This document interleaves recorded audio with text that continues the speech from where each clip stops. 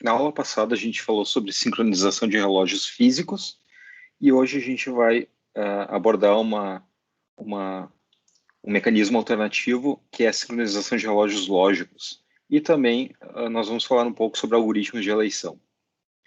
Então, como visto na aula passada, numa única máquina, com um único processador, os eventos são ordenados usando um relógio local, o relógio físico local daquela máquina.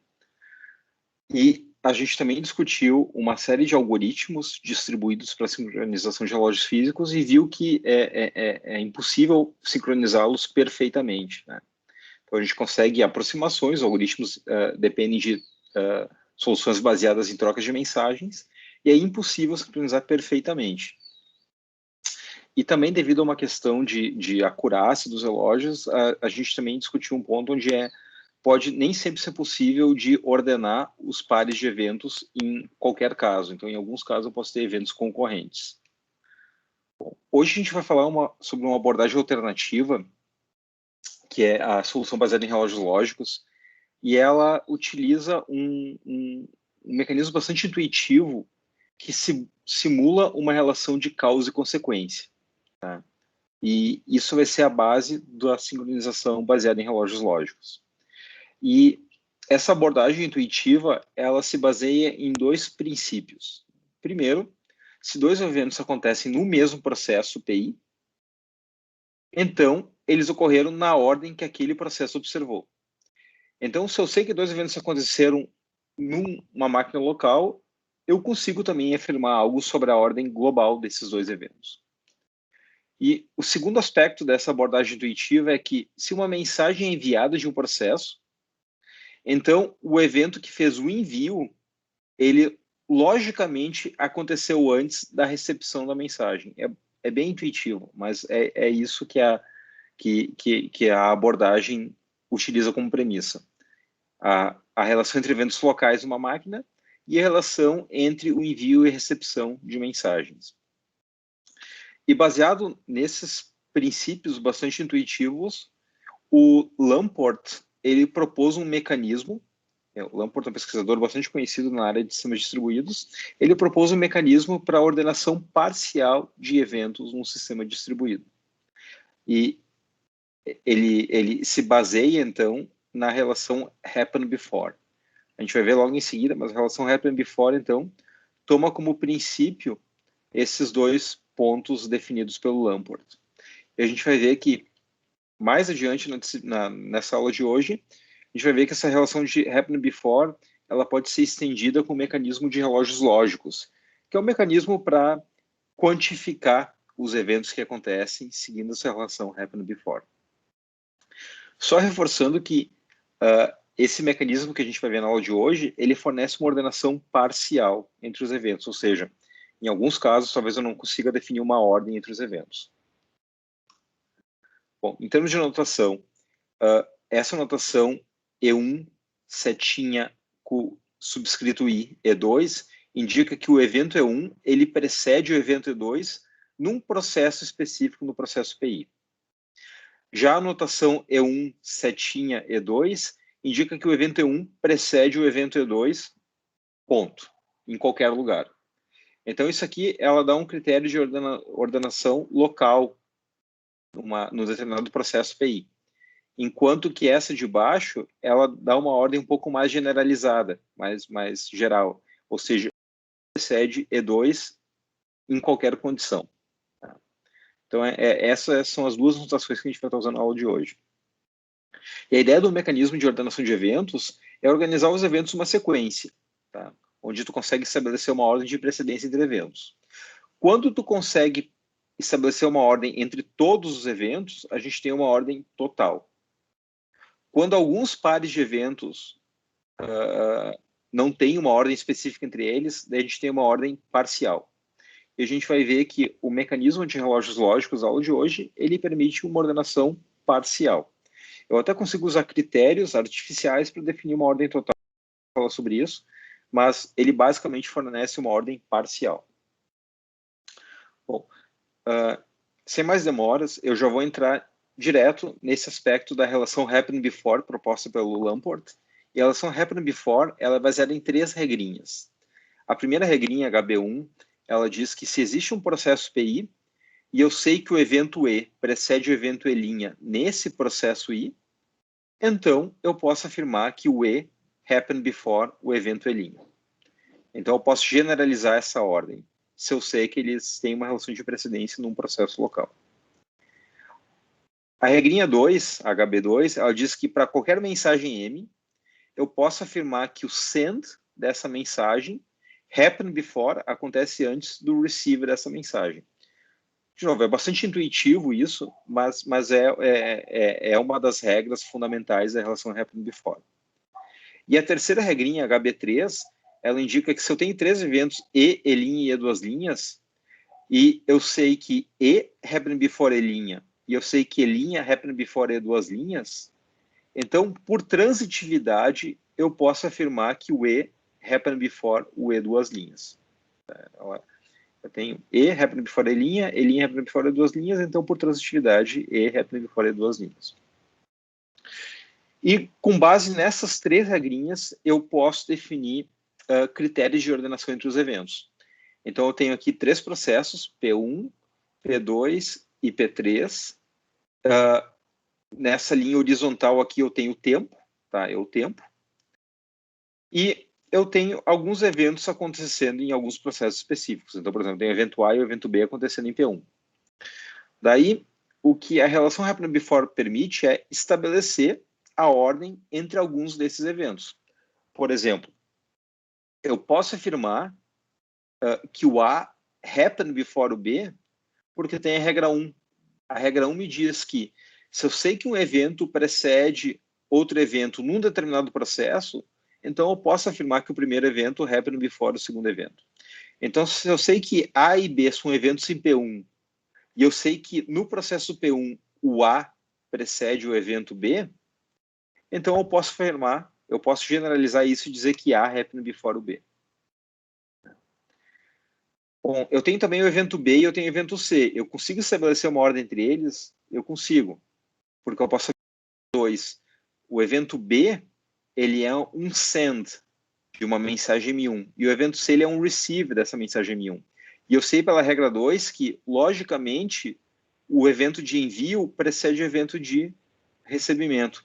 Então, eu posso afirmar que B happened before o C. Eu posso estabelecer uma ordem entre C e D também, por exemplo. Eu sei que o C é um evento local no processo P2, o D é um evento local no processo P2, e eu sei que no processo P2 o C acontece antes do D. Então, pela regra 1, eu posso afirmar que o C happened before o D. Então, eu tenho mais uma relação de precedência. Eu posso aplicar, por exemplo, a regra 3 para estabelecer uma relação entre o evento A e o evento C. Porque eu sei, por exemplo, que o A happened before o B pela regra 1, e eu sei que o B happened before o C pela regra 2.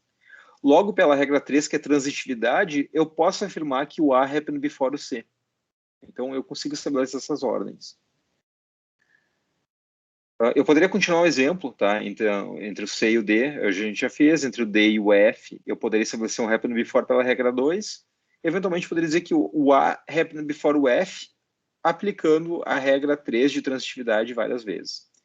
Mas o que eu posso afirmar, por exemplo, em relação ao evento E, em relação ao evento A? Então, qual é a relação entre E e A? Eu consigo estabelecer alguma relação entre a regra, usando a regra 1? Não consigo. Eu consigo estabelecer alguma coisa usando a regra 2? Também não consigo. E com a regra 3 também não consigo. Se eu não conseguir estabelecer uma relação entre os eventos usando um conjunto dessas 3 regras, então eu afirmo que os eventos são concorrentes. Então eu posso afirmar que o E e o A são eventos concorrentes. Mas, por exemplo, o E e o C. Então, o E e o C. Posso afirmar alguma coisa usando a regra 1? Não posso. Também não posso afirmar nada usando a regra 2. Também não posso afirmar nada usando a regra 3. Logo, eles são concorrentes. Então, sempre que eu não puder afirmar uma relação entre os eventos usando alguma dessas regras ou um conjunto de regras, eu não posso afirmar nada. Ah, mas o C, ele aconteceu na linha do tempo, ele aconteceu aqui adiante, o E aconteceu aqui. Não interessa. Se eu não conseguir estabelecer uma regra lógica entre os eventos, eles são concorrentes. Tá? Então, a gente diz que o A e o E são concorrentes, ou seja, não há uma relação happened before entre eles. Mesma coisa, o E e o B são concorrentes, o E e o C são concorrentes, o E e o D são concorrentes. Eu não consigo estabelecer uma relação lógica entre eles usando as regras do happened before. Esse é o princípio fundamental dos relógios lógicos do Lamport. Tem mais um exemplo aqui para ilustrar. Eu tenho uma série de relações possíveis e eu pergunto se é verdade ou não que o evento da esquerda happened before o evento da direita. Por exemplo, E23. E23 está aqui. Happened before E12? Sim. Happened before E12 pela regra 2, que diz que o send happened before receive. Perfeito. E11 e E21. E11 está aqui. E21 está aqui. Posso afirmar que E11 happened before E21? Não consigo aplicar a regra 1, não consigo aplicar a regra 2 e não consigo aplicar a regra 3. Se eu não consigo estabelecer uma ordem entre eles usando as regras, eu não posso afirmar que E11 happened before E21. Então, essa relação é falsa. Vou pegar mais um. E22 e E12. Então, E22 está aqui e E12 está aqui. Eu consigo estabelecer o happened before usando a regra 1, são dois eventos locais do processo P2, então eu consigo estabelecer uma ordem entre eles, e eu consigo estabelecer o happened before entre E23 e E12 pela regra 2, né, o send happened before receive. E utilizando a regra de transitividade, eu consigo afirmar que o E22 happened before o E12. Então, sim, E22 happened before E12. Se eu pegar o E11 e o E22, então, esses dois aqui. Consigo aplicar a regra 1? Não consigo. Também não consigo aplicar a regra 2, também não consigo aplicar a regra 3. Se eu não posso estabelecer uma relação entre eles usando as regras, são concorrentes. Eu não posso afirmar nenhum happened before entre eles. Mais um. E21 e E11. E21 está aqui. Desculpa, E21 e E12. E21 está aqui e E12 está aqui. Consigo estabelecer happened before aqui, consigo e consigo por transitividade, logo, E21 happened before E12. E11 e E23. E11 e E23. Consigo estabelecer, eu sei que o E11 happened before o E12, pela regra 1. Eu sei que o E23 happened before o E12, pela regra 2, que diz que o send happened before receive. No entanto, eu não nada sobre o E11 e o E23. Eu sei que esse happened before E12 e eu sei que esse happened before E12. Mas eu não consigo estabelecer uma relação lógica entre eles. Logo, são concorrentes. E22 e E13. E22, E13, consigo estabelecer happened before, porque esse aqui é happened before pela regra 1 e eu consigo estabelecer transitividade. E11 está aqui de novo, e o E24. Bom, eu sei que o E11 happened before o E12, pela regra 1. Eu sei que o E23 happened before o E12, pela regra 2. Send happened before receive. Eu sei que o E23 happened before o E24, pela regra 1 também. São eventos locais. No entanto, eu não posso afirmar nada sobre E11 e E24. Eu não consigo estabelecer uma relação lógica entre eles. Se não há uma relação lógica entre eles, eles são concorrentes. E o último, E21 e E13. Então, a gente já viu que eu tenho relações happened before individualmente aqui. Eu posso aplicar transitividade e sim, E21 happened before E13. Então, em todos esses casos aqui, onde eu não consegui estabelecer, eu tenho uma concorrência. Os eventos são concorrentes. E1 é concorrente com todos esses outros. Tá? Bom, essa é a relação happened before. O que o Lamport propôs foi a definição de um relógio lógico, que é um mecanismo para capturar numericamente essa relação happened before. Tá? O relógio lógico ele é um contador em software, ele só aumenta, tá? Ele aumenta a contagem monotonicamente, ele nunca retrocede, ele só aumenta. E o valor do contador do relógio lógico não tem nenhuma relação com o tempo físico, não tem nenhuma relação com o timestamp físico que a gente estava discutindo na outra aula. Ele é um contador. Eu consigo estabelecer uma ordem entre contadores, mas ele é um contador lógico, não tem nada a ver com o tempo físico. E eu tenho algumas condições aqui para eu me ater. Tá? Então, todo o processo PI vai ter um relógio lógico LI, tá? Que é um contador. Se o evento A happen before o evento B no processo PI, então o valor do contador do relógio lógico LI é menor, por evento A, é menor do que o valor desse contador por evento B. Então, LI é o relógio local do processo PI, e o timestamp dado, o contador do relógio dado, quando ele marcou esse evento A, ele é menor do que o timestamp dado ao evento B, nesse caso aqui do evento A, happening before o evento B. Um outro exemplo, se o A ele é o envio de uma mensagem M num processo PI, e o B é a recepção da mensagem M num processo PJ, então o timestamp que o processo PI deu usando o seu relógio lógico local para o evento A, ele é menor do que o timestamp que o processo J deu usando o seu relógio lógico J, LJ, para o evento B. Eu tenho essa relação numérica. Então, dadas essas condições, eu tenho só duas regras que eu preciso me ater para atualizar os relógios lógicos. A primeira regra diz que no acontecimento de um evento local, num determinado processo PI, o LI vai ser incrementado antes de cada evento. Então, num processo PI. Então, o LI é incrementado antes de cada evento ser processado num processo PI. Então, antes de eu processar um evento no processo PI, eu vou incrementar LI e recebe LI mais 1. A segunda mensagem, ela tem relação com envio e recebimento de mensagens. Então, ela tem duas partes. A parte A está relacionada ao envio. Quando um processo PI envia uma mensagem M, ele manda junto com a mensagem o seu relógio, o seu timestamp do relógio lógico do processo PI.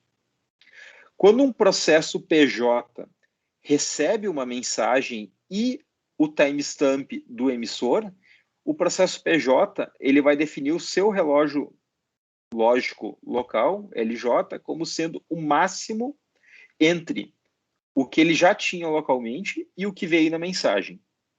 E depois de pegar o máximo, ele vai aplicar a regra 1, que é aquela que atualiza o contador localmente em uma unidade. E vai ser esse o novo timestamp do evento de recepção. Vai pegar o máximo entre o que veio e o local, vai aplicar a regra 1 para incrementar e vai atribuir esse valor ao evento de recebimento. A gente vai ver isso com alguns exemplos agora. Então, eu tenho a mesma interação entre os três processos que eu tinha em alguns slides atrás. Eu tenho processo P1, P2 e P3. Eu tenho alguns eventos acontecendo em P1, alguns eventos em P2, alguns eventos em P3. Bom, assumindo que os relógios de P1, P2 e P3, né, respectivamente L1, L2 e L3, foram inicializados com 0. Então, qual é o timestamp do evento A? Bom, o evento A, ele é um evento local, então eu vou aplicar a regra 1 e o que ela faz é incrementar o relógio local em uma unidade. Então, para eu definir o timestamp do evento A, eu vou incrementar 0 em uma unidade e o evento vai ter o timestamp 1. Para eu definir o timestamp do evento B, eu também vou aplicar a regra 1. É um evento local. Eu vou pegar o valor atual, que é 1, vou incrementar em uma unidade 2. Agora eu defini o timestamp do evento B. Só que o evento B, ele é um send. Eu estou enviando uma mensagem M1. E daí, nesse caso, eu preciso também aplicar a regra 2, que é quando um processo PI envia uma mensagem, ele envia junto o seu relógio local. Então, eu já defini o timestamp do evento B, só que junto com essa mensagem M1, eu preciso enviar o relógio local de P1, que tem o valor 2. Tem o valor 2. E agora, eu posso definir o timestamp do evento C. Para definir o timestamp do evento C, eu vou aplicar a regra LC2B, que é quando um processo PJ recebe uma mensagem em um timestamp, ele vai pegar o máximo entre o seu relógio local e o que vem na mensagem, e daí vai aplicar a regra 1 que incrementa o timestamp. Tá? Então, o relógio local de P2 ele está em 0. Então, o que eu vou fazer aqui vai ser aplicar a regra 2, pegando o máximo entre 2 e 0. O máximo entre 2 e 0 é 2. E eu vou aplicar a regra 1, que incrementa 2 em uma unidade e vai colocar o timestamp do evento C em 3. Por evento 4, ele é um evento local, eu só incremento de 3 para 4. Só que 4 é um send.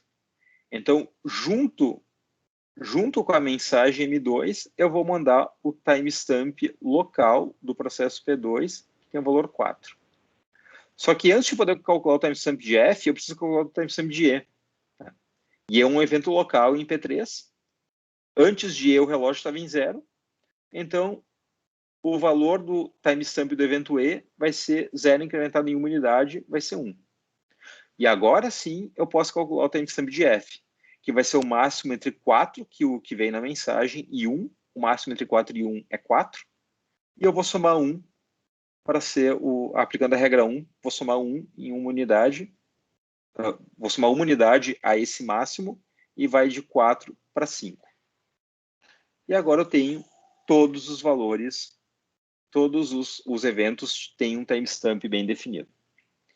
Bom, a gente vê que eu tenho alguns eventos que acontecem em processos diferentes e receberam os mesmos timestamps. Tá? Isso, em princípio, não é nenhum problema. Então, por exemplo, o evento A, no processo P1, recebeu o mesmo timestamp do evento E, no processo P3. Tá? Se for necessário, se eu precisar definir uma ordem total, eu posso definir algum critério. Tá? Eu posso definir algum critério artificial. Tá? Mas, em princípio, é uma característica da ordenação de relógios lógicos de Lamport eu ter a situação de eventos distintos em diferentes processos, eles podem ter o mesmo timestamp. Essa é uma característica dos relógios lógicos. Tá? Mas, por exemplo, se eu quiser definir uma ordem total, eu poderia usar algum critério de desempate, alguma ordem global, utilizando algum critério de desempate. Por exemplo, eu poderia incluir como desempate os identificadores dos processos.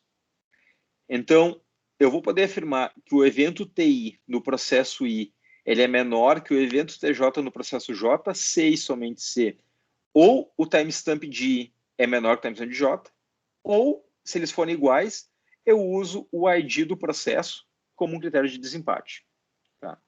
Não teria nenhuma relação com o tempo real, mas forneceria um critério de ordem se eu precisar dar um ordenamento total. E daí, nesse caso, apesar desse evento A e o evento E empatarem usando os relógios lógicos puramente, eu poderia desempatar eles dando prioridade ao evento A, porque o ID desse processo é 1 e o ID desse processo é 3. Então, o A viria antes do E. Seria uma forma de estabelecer um ordenamento total. Bom, no entanto,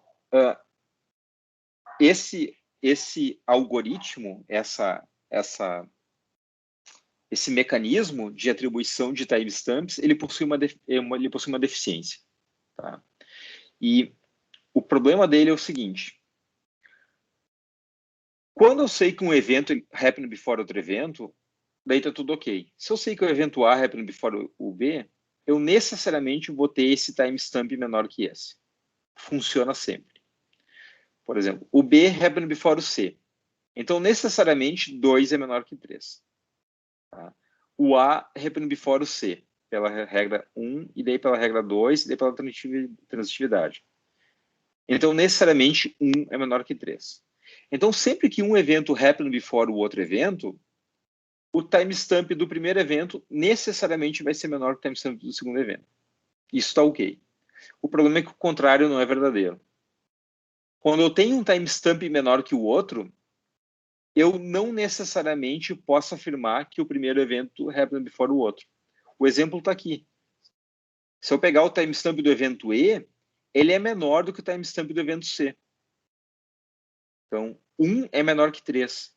Mas eu não posso afirmar que o evento E happen before o evento C. Eles são concorrentes. Só que os relógios lógicos de Lamport, eles te levam, talvez, a uma conclusão errônea, dando o timestamp 1 para esse evento e o timestamp 3 para esse evento, e eu vendo que 1 é menor que 3, mas não podendo estabelecer uma ordem entre esses eventos. Então, a deficiência é essa. Se o evento EI happen before o evento EJ, então o clock, né, o timestamp desse evento aí vai ser menor que o timestamp do evento EJ. A gente viu isso aqui. O evento A happen before o B, e esse timestamp é menor que esse timestamp. Mas o contrário não é verdadeiro. Ou seja, eu posso ter um EI, pode não preceder um EJ, mesmo que eu consiga estabelecer uma ordem entre os timestamps. Então, eu vi aqui que 1 é menor que 3, mas eu não posso afirmar que E happen before o C. Tá? Então, ele pode ser um problema dos relógios lógicos de Lamport. Ele pode te levar a essa conclusão incorreta. Tá?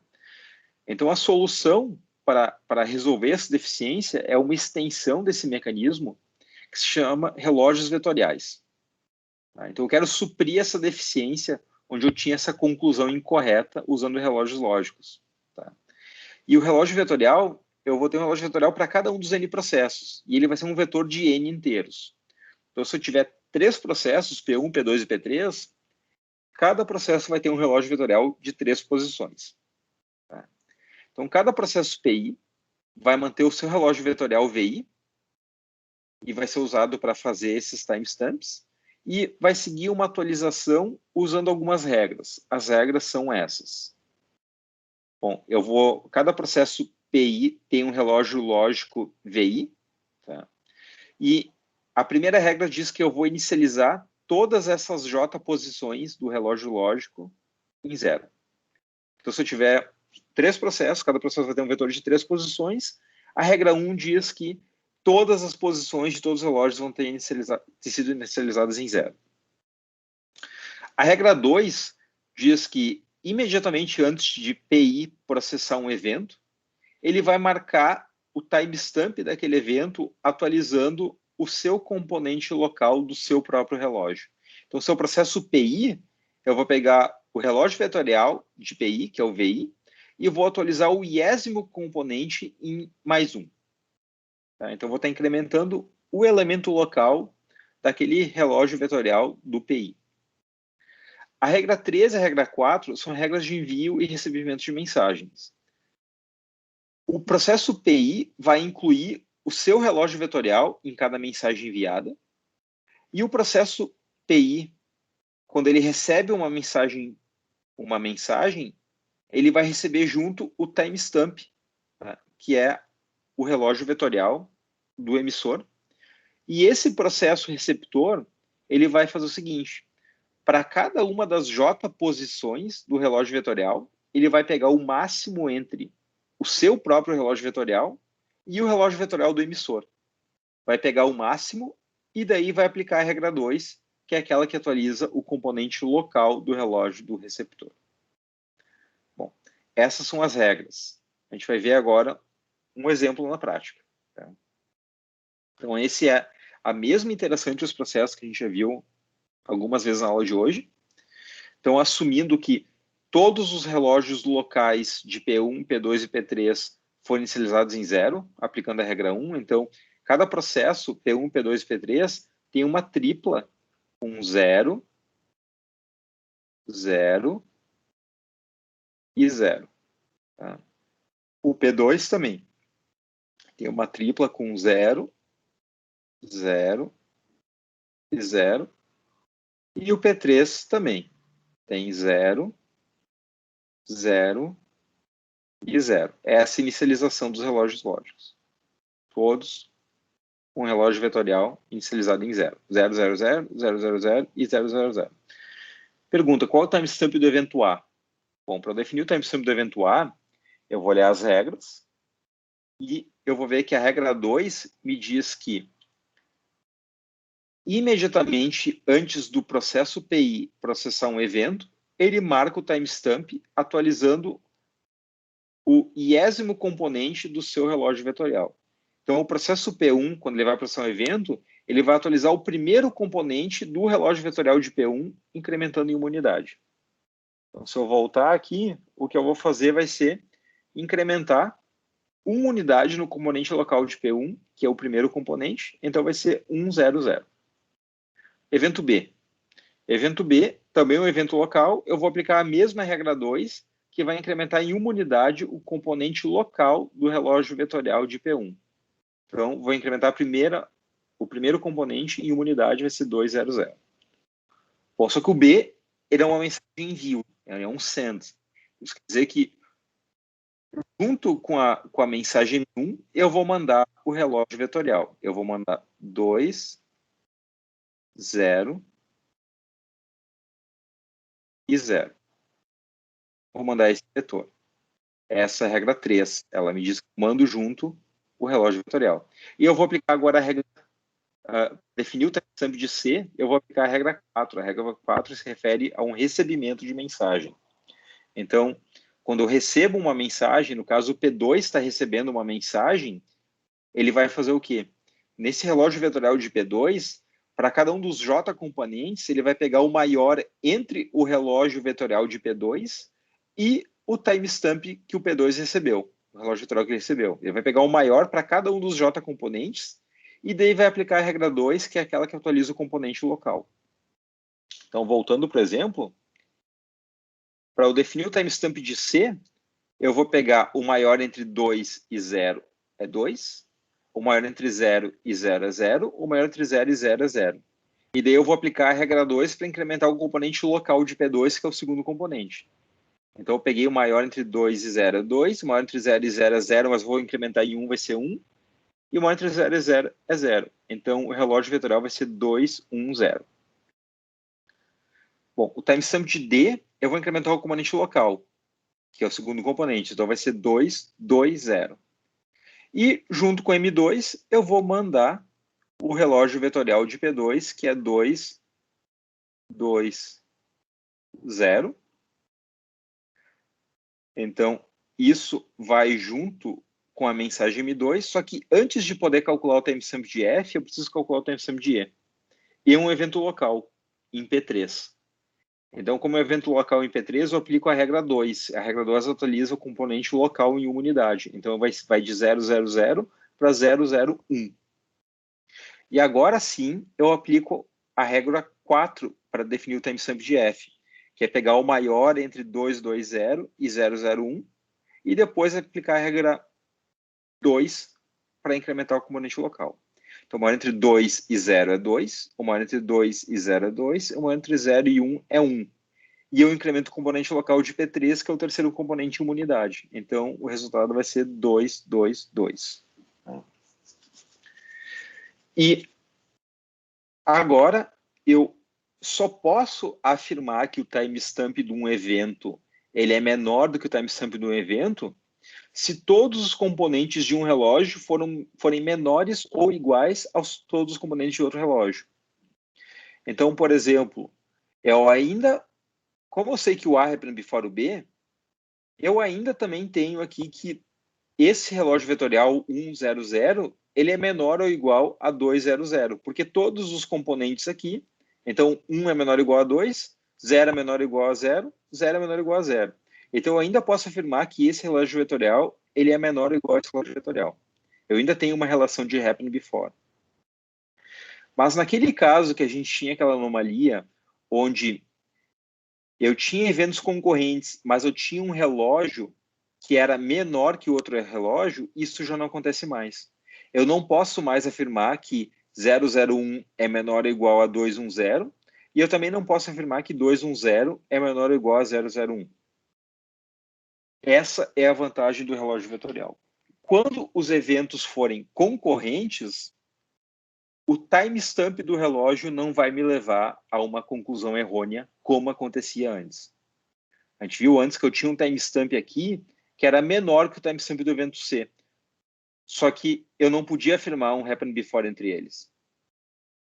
Agora, para os eventos onde eu não posso afirmar um happen before entre eles, eu não vou poder afirmar que nem esse relógio é menor que esse e nem esse relógio é menor que esse. Essa é a vantagem dos relógios vetoriais.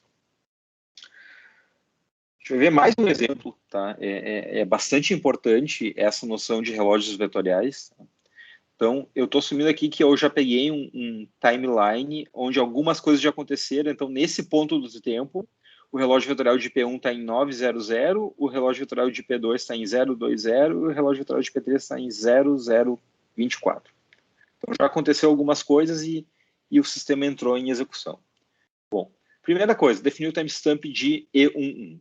Ele é um evento local que acontece em P1. Vou incrementar o componente local de 900 para 1000.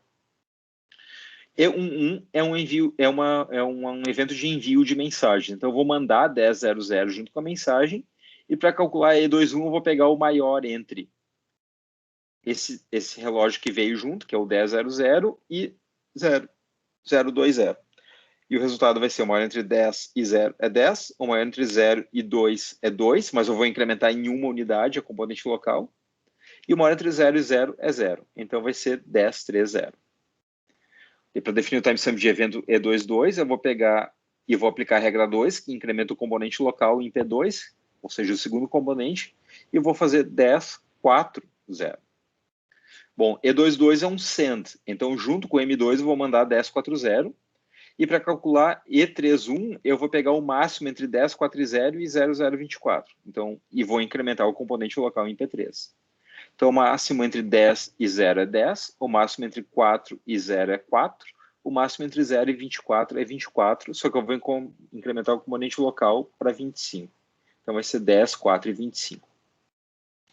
Para calcular o timestamp de E32, eu vou incrementar o componente local em IP3, que é o terceiro componente, para 10, 4, 26. E32 é um envio de mensagem, então junto com o M3 eu vou mandar esse relógio lógico. E vou pegar o máximo entre cada componente aqui e cada componente aqui. Então, o máximo entre 10 e 10 é 10. Só que eu vou incrementar o componente local, aplicando a regra 2. O máximo entre 4 e 0 é 4. E o máximo entre 26 e 0 é 26. Então, vai ser 11, 4 e 26. E13 é um evento local em P1. Então, vou incrementar o componente local de 11 para 12. 12, 4, 26. E13 vai enviar junto com M4 o relógio vetorial, só que antes de poder calcular isso aqui, eu preciso estabelecer esse relógio vetorial. Ele é um evento local, E23 é um evento local em P2. O relógio vetorial de P2 era 1040, então aqui vai ser 1050. E agora sim, eu posso calcular o timestamp de E24, que vai ser o máximo entre 12 e 10, que é 12. O máximo entre 4 e 5, que é 5, só que eu vou incrementar em uma unidade, e o máximo entre 26 e 0, que é 26. Então, o resultado vai ser 10, 6 e 26. Então, nos casos onde eu tenho uma relação happen before, necessariamente um relógio vetorial vai ser menor que o outro. Nos casos onde eu tenho uma relação concorrente, eu não vou poder comparar. Por exemplo, se eu pegar E23, que é esse evento aqui, e E32 e E32. São eventos concorrentes. Então, no caso de eventos concorrentes, E23 e E32, eu vou ter alguns casos onde um relógio está com valor maior e alguns casos onde o outro relógio está com valor maior. E esses casos, eu não posso nem dizer que esse relógio é menor que esse e nem que esse é menor que esse. Que é exatamente o que eu queria. Eu quero que, quando eu tenho eventos concorrentes, eu não quero ter uma conclusão errada. Tá? Então, era essa parte que eu queria explicar sobre relógios lógicos. Essa questão de relógios lógicos ela é bastante importante para a disciplina. A gente vai retomar esse assunto diversas vezes até o final do semestre. A gente vai ver que eu posso usar relógios lógicos para ordenar transações, eu posso usar relógios lógicos para ordenar pedidos de acesso a uma exclusão mútua distribuída, eu posso usar relógios lógicos para ordenar mensagens de multicast, num grupo de multicast. Então, essas noções de relógios lógicos, eu vou parar de falar sobre isso na aula de hoje, mas elas vão ser retomadas nas próximas aulas. Então, eu peço que vocês estudem esse conceito, que ele é muito importante para outros tópicos até o final da disciplina. Bom, mas continuando a aula de hoje, eu vou abordar um segundo assunto, que são algoritmos em sistemas distribuídos. E um sistema distribuído, eu tenho uma série de atividades que eu preciso fazer. Tá? As mesmas atividades que eu preciso fazer num sistema centralizado, eu posso também precisar fazer no sistema distribuído. Por exemplo, ter uma exclusão mútua no sistema distribuído, lidar com deadlocks no sistema distribuído, detectar término no sistema distribuído. E, em geral, eu tenho uma série de algoritmos para isso. Tá? E a gente vai ver vários algoritmos para sistemas distribuídos nessa segunda metade da disciplina. E uma característica comum que a gente vai ver nas próximas aulas é que, para vários problemas, eu tenho dois tipos de algoritmos. Eu tenho um algoritmo centralizado, onde eu tenho um processo coordenador que faz as ações, e eu tenho também uma solução totalmente distribuída, onde os processos eles cooperam entre si de uma forma totalmente distribuída. E isso vai ficar claro nas próximas aulas, mas essas abordagens centralizadas e distribuídas, elas têm vantagens e desvantagens. Tá? Em geral, os algoritmos centralizados, por exemplo, se eu quiser criar um controle de exclusão mútua centralizado, usando um coordenador, ele é um algoritmo extremamente simples. Tá? Às vezes muito mais simples que um algoritmo distribuído. No entanto, esses algoritmos mais simples, eles dependem de um processo específico para fazer um gerenciamento, ou seja, eles têm um ponto único de falhas. Se esse coordenador parar de falhar, isso vai comprometer a operação de todo o algoritmo. Então, o segundo assunto que a gente vai discutir na aula de hoje é como que eu posso eleger um processo para desempenhar um papel específico em algum determinado algoritmo. Tá? E o assunto final dessa aula de hoje é algoritmos de eleição. Tá? São algoritmos usados para eleger um líder ou um coordenador que vai desempenhar um papel específico. Então, assim como a noção de relógios lógicos é muito importante para as próximas aulas, essa noção que a gente vai ver hoje de algoritmos de eleição, ela também é muito importante para as próximas aulas. Porque nas próximas aulas, quando a gente vê as abordagens centralizadas e distribuídas, a gente precisa saber que para as abordagens centralizadas, eu posso precisar rodar um algoritmo de eleição para escolher um processo em particular. Bom, então, algoritmos de eleição. São algoritmos usados para escolher um processo único que vai ter algum papel específico, algum papel diferenciado. Ele pode ser o coordenador. No própria aula passada, a gente discutiu o algoritmo de Christian, que depende de um processo particular para ser o time server para outros processos. Então, aquele processo ele poderia ter sido eleito usando o algoritmo de eleição, por exemplo. Então, sempre que houver desconfiança que o coordenador atual falhou, tá, e não está mais funcionando, daí os processos eles precisam de comum acordo eleger um novo líder e concordar nessa escolha. Tá? Algumas definições. Um processo ele vai iniciar a eleição sempre que ele perceber que o coordenador atual falhou. Tá? Então, ele pode talvez tentar mandar uma mensagem para o coordenador atual, ver que ele falhou e decidir iniciar uma eleição. Mas um processo ele não pode iniciar mais de uma eleição ao mesmo tempo. Ele pode iniciar uma eleição, quando ele perceber que ele falhou, mas ele não pode iniciar mais de uma eleição. No entanto, eu posso ter uma situação onde um determinado processo percebeu que o coordenador falhou, iniciou uma eleição, e concorrentemente um outro processo também percebe que o coordenador falhou e também inicia uma eleição. Então eu posso ter, num caso extremo, N eleições ao mesmo tempo. Mas cada processo só pode iniciar no máximo uma eleição. Tá? E num dado momento, um processo ele pode ser participante ou não participante de uma eleição. E o objetivo do algoritmo de eleição é escolher o processo, por definição, vai ser o processo com maior ID. Tá? Só que a vantagem é que o ID pode ser qualquer coisa que vocês quiserem definir. Então, o ID ele pode ser qualquer valor útil, mas o fato é, o algoritmo vai escolher o processo com maior ID. Tá?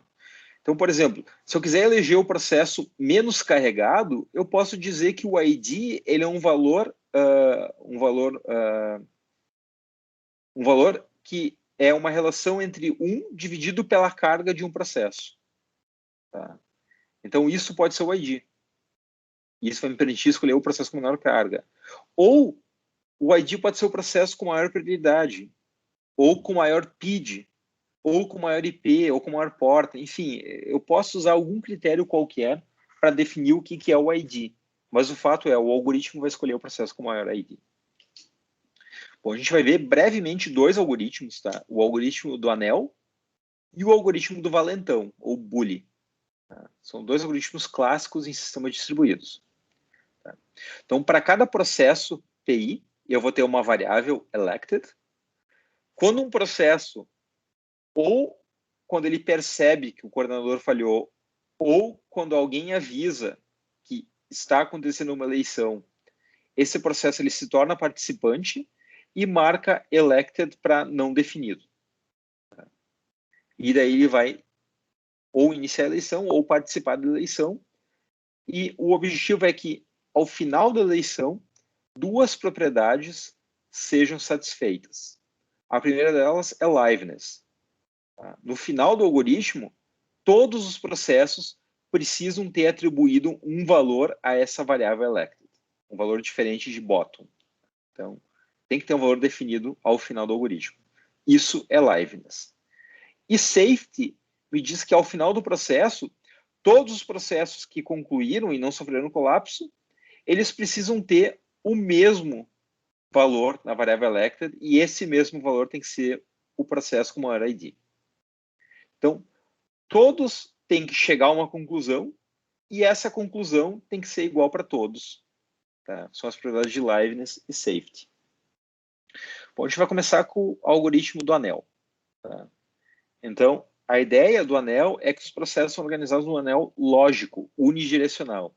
E cada processo PI se comunica com o seu vizinho, tá? E assumindo que esse vizinho ele faz parte, então, de uma lista circular. Né? Então, quando chegar no último ID, tu volta para o ID 0. Tá? E as mensagens só são enviadas num sentido, por exemplo, sentido horário. Tá? Só tem um sentido. E um outro ponto é que o algoritmo ele não tolera falhas. O que é um pouco confuso, né? Porque a gente está usando esse algoritmo porque algum processo falhou. Então, a gente precisa rodar o algoritmo do anel. Mas, durante a execução do algoritmo, ele não tolera falhas. Tá? Então, a organização lógica do anel seria algo como isso aqui. Então, em primeiro lugar, eu quero deixar claro que isso é só uma organização lógica para rodar o algoritmo do anel. Tá? Os processos eles podem ter relações físicas entre eles e trocas de mensagens específicas em qualquer ordem. Mas para executar o algoritmo do anel, eles precisam ter uma espécie de um overlay, que é essa estrutura que eles montam só para rodar o algoritmo do anel. Então, como é que o algoritmo funciona? Qualquer processo PI pode iniciar a eleição. Tá? E nesse caso, o PI, quando perceber que o coordenador falhou, o PI vai se marcar como participante e vai enviar uma mensagem com o seu próprio ID, uma mensagem de election, por seu sucessor no anel, no sentido horário. Tá? Então, por exemplo, se eu voltar para o desenho, qualquer processo poderia iniciar a eleição. Tá? Digamos, então, que quem iniciou a eleição foi o processo 17. O que ele faz é colocar no anel, no sentido horário, uma mensagem de election com o seu ID 17. Tá? Bom, o passo 2. Quando algum processo PJ recebe uma mensagem de election com o ID, ele vai ter que fazer alguma coisa. Ele vai comparar o ID que veio na mensagem com o seu próprio ID. Se o ID da mensagem for maior que o ID do receptor, ele vai repassar a mensagem para o vizinho. Só que se o ID da mensagem for menor e esse processo que recebeu, ele ainda não está participando da eleição, ele troca o ID e repassa a mensagem com o ID trocado. Mas ele não vai repassar se ele já é participante. Tá? Só se ele é não participante. Então, voltando no nosso exemplo aqui, se o processo 17 iniciou e mandou uma mensagem de election 17 para o 24, o 24 vai executar exatamente o que ele passa no algoritmo. Ele vai ver que o ID dele é maior que o ID da mensagem e ele vai trocar o election 17 por um election 24. E é isso que ele faz, ele manda um election 24. Quando esse election 24 chegar no processo com o ID 1, o que ele faz é exatamente verificar que o ID da mensagem é maior que o ID do processo. É esse passo aqui que ele vai estar. Ele vai repassar a mensagem para o vizinho. Então, nesse caso, o 1 vai repassar o 24 para o vizinho. Quando o 24 chegar no 28, o 28 vai ver que o ID dele é maior do que o ID da mensagem. Então, ele vai trocar election 24 por election 28, se ele não for participante, e vai mandar election 28 seguindo no anel. Tá? É importante ressaltar que ele só faz isso se ele é não participante. Ele só vai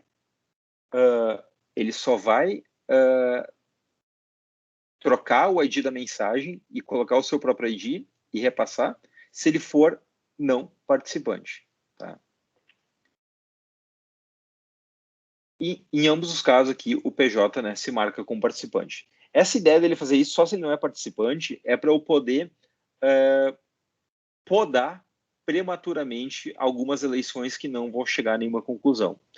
Por exemplo, digamos que o 17 iniciou a eleição e essa mensagem de eleição veio para o 24, daí o 24 trocou por 24, chegou aqui, está no 28, o 28 está mandando para cá, e quando essa mensagem está vindo para cá, vamos supor que um outro processo também iniciou a eleição. Digamos que o processo com a ID 3 iniciou uma eleição. Ele pode. Ele ainda não tem nenhum conhecimento sobre o estado do coordenador. Ele não foi informado de que existe uma eleição andando. O token não chegou nele ainda. Então, ele pode iniciar uma eleição se ele tentar se comunicar com o coordenador e ele falhar. Então, ele também pode ser um iniciador. Então, o que ele vai fazer? Ele vai mandar uma mensagem de election 3. Só que quando essa mensagem de election 3 chegar nesse processo com o ID 17, ele vai rodar essa etapa do algoritmo. Chegou uma mensagem com ID 3 que é menor do que o ID 17 daquele processo. Só que o processo com o ID 17 ele já é participante. De fato, ele já iniciou a eleição. Então, nesse caso, quando o ID da mensagem que chegou é menor e o processo já é participante, o processo nem manda adiante. Então, nesse caso,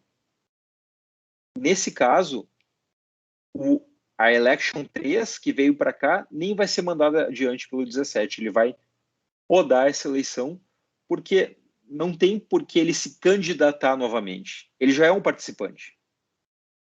Tá? Ele já ganhou. O fato dele ganhar de 3, porque o ID dele é maior do que de 3, ele não vai ter nenhum benefício em botar o 17 de novo na roda, porque ele já se candidatou. Então, nesse caso, a eleição iniciada pelo processo 3, ela é podada. Ela é podada. Tá? E, por fim, se algum processo receber uma mensagem com o seu próprio ID, isso significa que ninguém bateu ele. Se ninguém bateu ele, ele é o maior processo do anel. E daí, ele se autodeclara como coordenador, ele se marca como não participante e envia uma última mensagem de elected com o seu próprio ID para o vizinho. E essa mensagem de elected é uma mensagem de resultado da eleição, ela vai fazer também toda uma volta no anel. Eu só destaco aqui que esse algoritmo ele não tolera falhas. Tá? Então, durante a formação do anel, e enquanto o algoritmo está rodando no anel, os processos não podem falhar. Eles podem ter falhado antes do anel ou depois. Tá? Mas durante a execução do algoritmo, os processos não podem falhar. Tá? Então, o que aconteceu nesse exemplo é que o processo 28, né, ele recebeu 24, só que 28 é maior, ele manda election 28. Mandou para o 15. O 15 só repassa 28. O 9 só repassa 28. De fato, ninguém vai bater o 28. O 28 é o maior. Então, o 4 vai repassar o 28, o 3 vai repassar o 28, o 17 vai repassar o 28, o 24 repassa o 28 e o 28 eventualmente chega no 28. Quando a mensagem chegar aqui de novo, um processo recebe o seu próprio ID, ele sabe, bom, ninguém me bateu, então eu sou o coordenador. Quando ele sabe que ele é o coordenador, ele envia mais uma mensagem de elected para fazer mais uma volta inteira no anel para avisar todo mundo, olha, o coordenador é o 28. Tá? Bom, uma análise interessante é a gente entender qual é o pior caso e o melhor caso do algoritmo. Geralmente, quando a gente fala de algoritmos distribuídos, a gente pode falar em pior e melhor caso, nos casos onde tu troca um número maior de mensagens ou um número menor de mensagens. Então, qual seria o melhor caso? Então, quando que eu teria um menor número de mensagens trocadas nesse algoritmo? Quem é que seria o iniciador no caso de eu ter um menor número possível de mensagens trocadas? Bom, se o processo com ID 28 tivesse sido o iniciador, ele teria botado election 28, ninguém ia bater 28, e depois de N hops, né, N trocas de mensagens, o 28 ia receber o seu próprio ID. Então, ia levar N mensagens para o 28, né, uma volta inteira no anel, para o 28 saber que ele é o coordenador. E daí ele ia mandar mais N mensagens, né, mais uma volta inteira no anel, para informar todo mundo que o 28 é o coordenador. Então, o melhor caso é se o 28 for o iniciador. Se der a coincidência dele ser o iniciador, o algoritmo termina com 2 N mensagens, né, uma mensagem entre cada par de vizinhos aqui. Bom, qual é o pior caso? Quem seria o iniciador no pior caso, onde eu teria o maior número de mensagens trocadas? Nesse exemplo, seria se o 15 tivesse sido o iniciador. Porque nesse caso eu ia ter 1, 2, 3, 4, 5, 6, N menos uma mensagens até chegar no 28. Daí eu teria mais 1, 2, 3, 4, 5, 6, 7, N mensagens até o 28 receber o seu próprio ID. E depois mais 1, 2, 3, 4, mais N mensagens até ele avisar todo mundo. Então, no pior caso, eu teria 3 N menos uma mensagens sendo trocadas, que seria o vizinho posterior ao processo com maior ID. Então, essa análise é interessante, geralmente, quando a gente fala de algoritmos distribuídos, a gente quer quantificar alguma coisa para saber o melhor e o pior caso, e o pior caso, então, é 3 N menos 1, mas mesmo assim é uma complexidade linear. Tá? Bom, uma alternativa ao algoritmo do anel é o segundo algoritmo que a gente vai ver hoje, que é o algoritmo do valentão, o algoritmo do Bully. Tá? Então, algumas diferenças entre o algoritmo do anel. Esse algoritmo permite falhas durante o cômputo do líder. Tá? Então, enquanto os processos estão elegendo o líder, eu posso ter falhas que acontecem durante o processo. Mas eu assumo que as mensagens não são perdidas. E para eu detectar se uma mensagem foi perdida ou não, eu uso um timeout. Desculpa, as mensagens não são perdidas e para eu detectar se um processo falhou ou não, eu uso um timeout. Tá? Eu preciso utilizar um mecanismo de comunicação confiável, que vai me garantir a entrega das mensagens, e eu vou conseguir detectar que um processo falhou ou não usando um timeout. Então, se eu mandei uma mensagem, esperei por um certo timeout e não obtive nenhuma resposta, eu posso afirmar com alguma certeza que aquele processo falhou. Então, entrega confiável de mensagens e processos podem falhar, mas eu vou precisar usar um timeout para poder ter certeza que ele falhou. E uma outra suposição que esse algoritmo faz é que cada processo sabe quais processos têm ID maior que o dele. Tá? Bom, em termos de mensagens, eu tenho uma mensagem de election, muito similar ao algoritmo do anel. Eu vou ter uma mensagem de coordinator, que é basicamente igual à mensagem de elected. É aquela mensagem coordinator, é a mensagem usada para anunciar quem é o ID eleito. Mas eu tenho uma mensagem adicional que é answer, que é uma resposta a uma election. Essa é uma mensagem adicional do algoritmo. E uma eleição começa sempre que um processo PI detectar uma falha do coordenador. Tá? E a gente faz a detecção de falhas usando essa ideia de timeouts. Tá?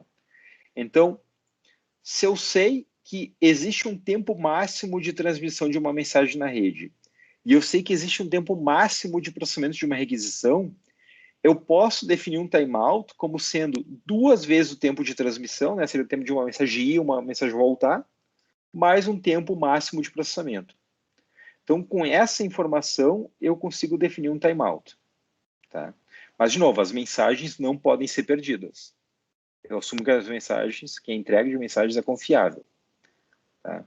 Mas, com essa suposição, eu posso estabelecer um timeout e usar esse timeout para determinar se um coordenador falhou ou não. Tá, vamos lá. Como é que o algoritmo funciona? Ele tem uma série de passos. Então, um processo PI, quando ele não obtém nenhuma resposta do coordenador, ele envia uma mensagem de election para todo mundo com ID maior que o seu. Então, um processo ele tem que saber quais outros processos têm uma ID maior que o seu. Tá? Então, um processo ele pode ter utilizado aquela regra do timeout do slide anterior, percebeu que o coordenador falhou e iniciou uma election mandando uma mensagem de election para todo mundo com ID maior que o seu. Se esse processo não receber nenhuma answer, daí não tem ninguém com ID maior que o dele, ele é o novo coordenador. Tá?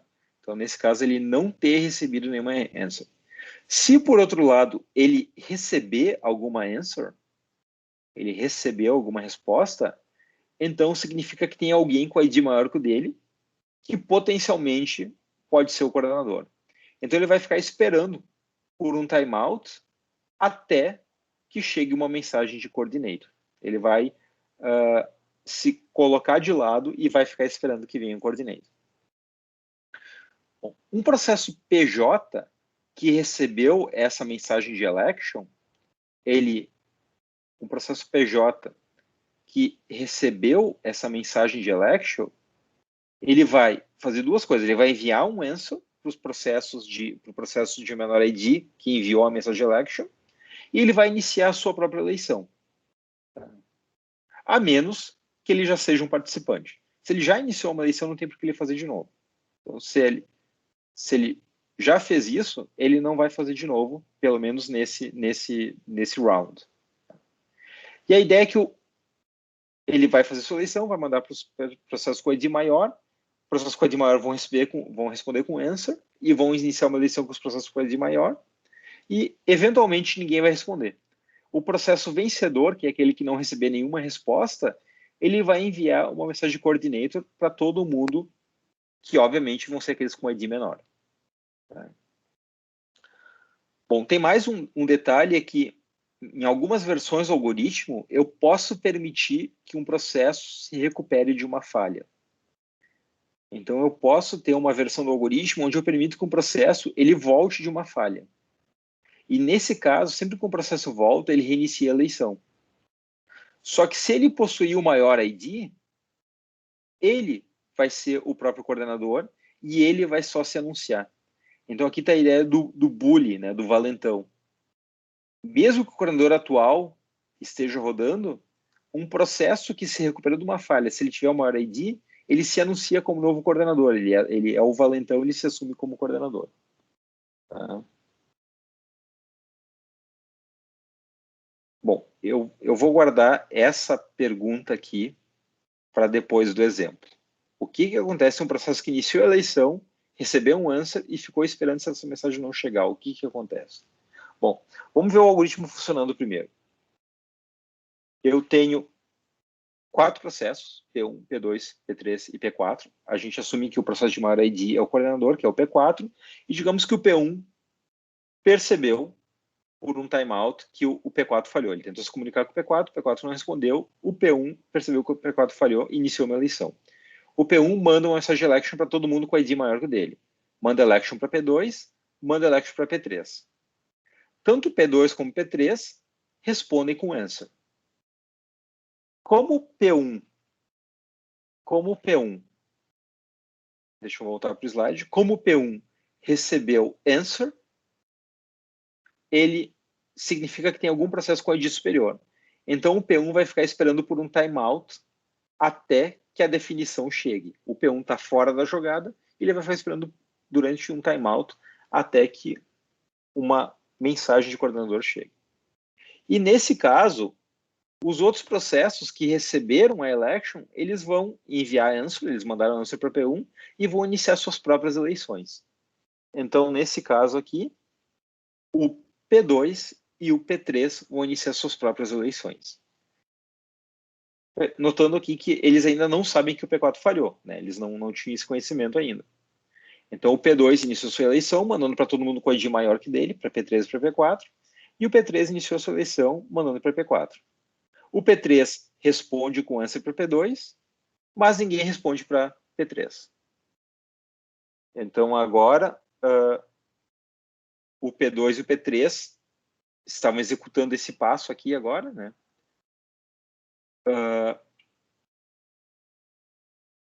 O P2 recebeu o answer de P3, vai ficar aguardando, mas o P3 não recebeu o answer de ninguém.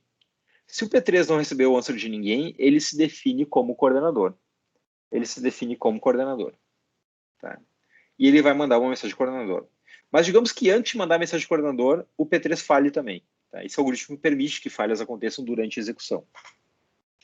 Então, o P3 ele ia se anunciar de coordenador, né? Ele ia executar o último passo do algoritmo, que é enviar o anúncio de coordenador, mas ele falhou. Ele falhou antes disso. O que acontece? Bom, o que acontece está exatamente isso que está destacado aqui. O P1 e o P2 já tinham saído do páreo. Eles já tinham desistido e estavam aguardando uma mensagem de coordenador. Só que se dentro de um timeout telinha essa mensagem de coordenador não chegar, se ela não chegar, daí o timeout de P1 vai estourar antes de P2 e ele vai reiniciar a eleição.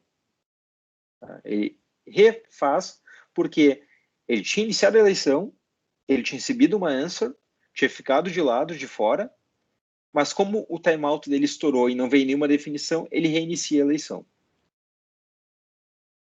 Ele vai mandar uma mensagem para P2, P2, no caso, vai responder com answer, daí o P2 vai iniciar sua eleição, ninguém vai responder, eventualmente o P2 vai se anunciar como coordenador. Então, nesse exemplo, eventualmente o P2 ele responde para P1 dizendo que ele é o coordenador. Bom, se a gente pensar em número de mensagens aqui, o que seria o melhor caso?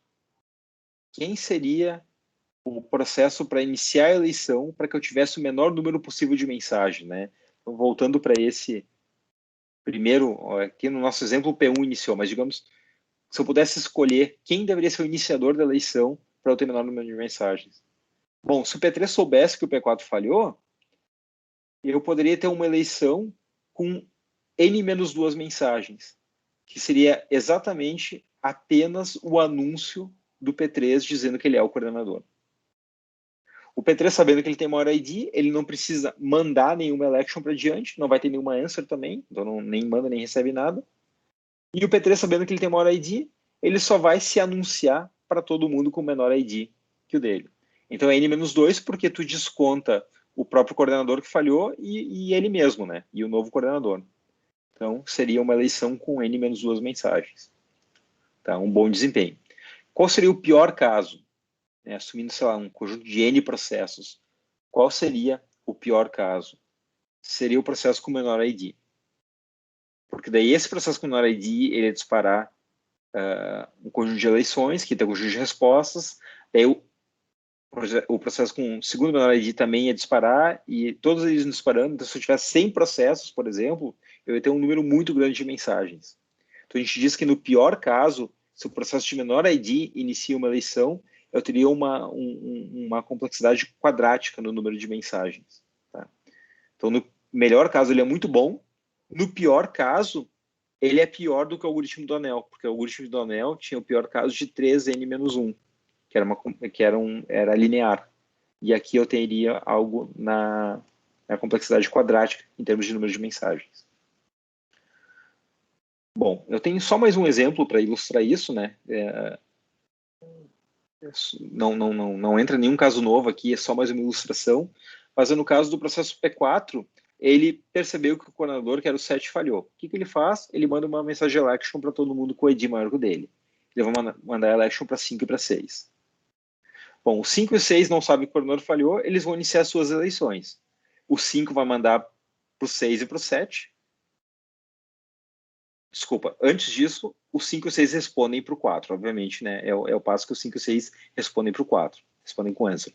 E agora sim, o 5 e 6 vão iniciar sua eleição. O 5 vai mandar para o 6 e para o 7, e o 6 vai mandar para o 7. Aqui, novamente, o 6 vai responder para o 5, mas ninguém vai responder para o 6. Como o 6 não obtém nenhuma resposta, o último passo é o 6 se anunciar como coordenador. E isso conclui o algoritmo. Então, com esse slide eu termino a aula. a gente falou de dois aspectos bastante importantes, que são relógios lógicos, e a extensão, que são os relógios vetoriais, e algoritmos de eleição. E esses dois tópicos, eles vão ser bastante discutidos, eles vão aparecer outras vezes nas próximas aulas. Está aqui o material de estudo, e eu destaco que eu incluí no Moodle também o artigo clássico do próprio Lamport, onde ele define essa noção de relógios lógicos e a relação Replan-Before. Então, esse artigo também está disponível no Moodle. E eu vou encerrar por aqui.